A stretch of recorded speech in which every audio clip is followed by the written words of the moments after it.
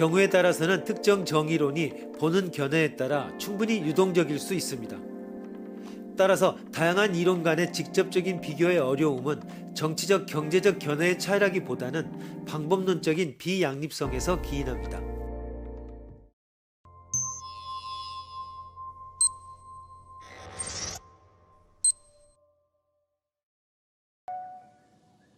만약 안네 프랭크가 죽지 않았다면, 만약 히로시마의 원폭이 떨어지지 않았다면 아마 나나 당신도 탄생하지 않았을 것이다. 어쩌면 나나 당신도 비참한 전쟁으로 몇천만 명이 괴롭게 죽은 덕분에 탄생한 것이다. 그러니까 자신이 탄생하기 전에 과거를 없었던 것으로 하고 싶다는 것은 자신이 없었으면 좋겠다라고 하는 간접 자살의 소망과 같다. 그럼 현재로부터 볼 때 과거는 추행할 수밖에 없다는 것으로 당연히 같은 것을 미래로부터 본 현재에 대해서도 말할 수 있다. 지금 우리들은 무엇을 해도 되는 거야? 쓰레기의 분리 같은 것을 하지 않아도 좋다.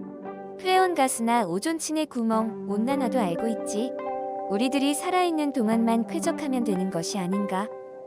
우리들은 지금 자신만 생각하고 좋아하는 대로 하는 것이 제일이다. 그 탓으로 손해보는 놈은 아무도 없다. 그 탓으로 탄생하는 놈만이 축복받으며 살게 될 것이다. 그렇지, 누구의 미래도 침범하는 것이 아니겠지? 그러면 괜찮지 않은가?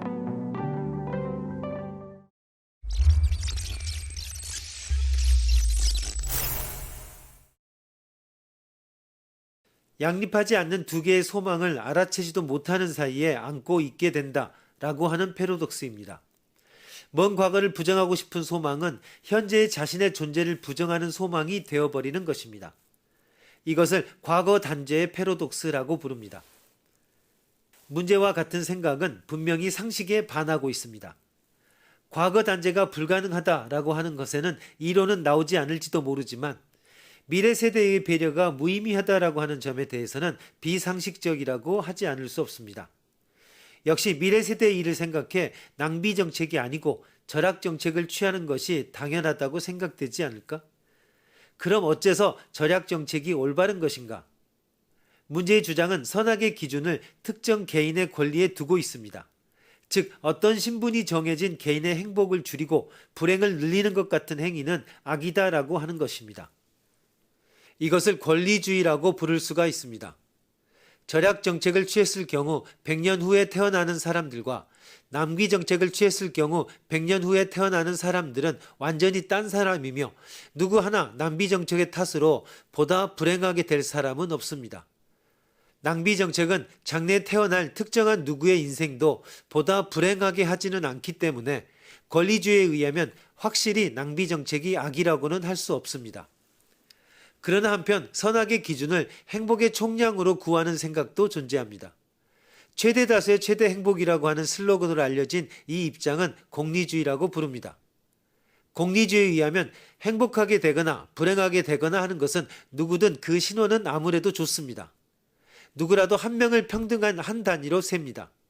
절약 정책을 취했을 경우에 100년 후에 태어날 사람들과 낭비 정책을 취했을 경우에 100년 후에 태어날 사람들을 비교하면 낭비 정책의 경우가 보다 불행한 사람들이 태어나게 될 것은 분명하기 때문에 행복을 줄이고 불행을 늘리는 낭비 정책은 공리주의적으로 말해 악이 됩니다.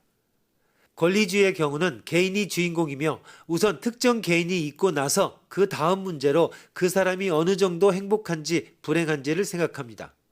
공리주의의 경우는 행불행이 주인공이고 인물은 대체 가능한 행불행의 용기이며 전체적으로 행복량이 문제로 여겨지는 것입니다. 문제에서는 권리주의적인 관점만을 강조해 공리주의적인 윤리를 무시하고 있기 때문에 결론적으로 이는 부적절합니다.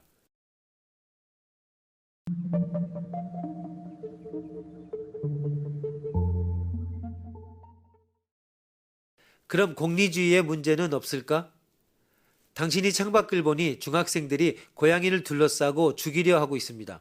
당신은 큰 소리로 꾸짖어 중학생의 행위를 멈추려 하려고 생각했지만 차라리 고양이 살상을 묵과하고 나중에 꾸짖는 것이 좋을지도 모릅니다. 예방적인 꾸지름보다 저지른 행위를 꾸짖는 편이 강도 높게 꾸짖을 수가 있어 효과적이고 결국은 세상의 잔악행위의 수를 줄여 결과가 좋아진다 일 수 있습니다. 공리주의자가 아닌 사람은 우선 틀림없이 즉시 고양이 학대를 멈추게 해야 한다고 말할 것입니다.